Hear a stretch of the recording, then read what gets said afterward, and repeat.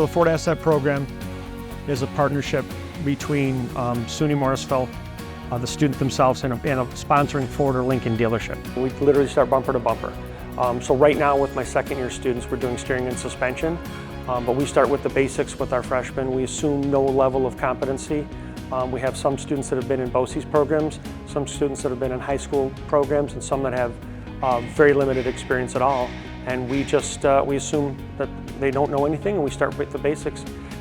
Being within Ford Asset, just the program in general, but specifically Ford Asset, we get to work at dealerships and know all the Ford things. We have our Ford certifications through STARS, and that really gets us in the door with dealerships. Being able to know the Ford in and outs and how the cars work, and knowing their system, how they actually do things at a dealership level, is very important. The program here is extraordinary. You get hands-on education, you get classroom education, and they solely focus on cars and everything about cars. So there's two major benefits of the Ford Asset Program. One of them is the partnership that we have with the dealerships, and so the students have to work at a dealership in order to graduate. So we connect them with the dealers, and then they work there on their internships, their co-ops we call them.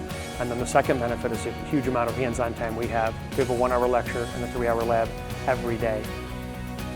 They pretty much have a job when they graduate. The demand is very high, so having the certifications already with Ford is just easy to walk in the door, especially that dealerships really want techs. It's very easy to just walk in the door and get a job.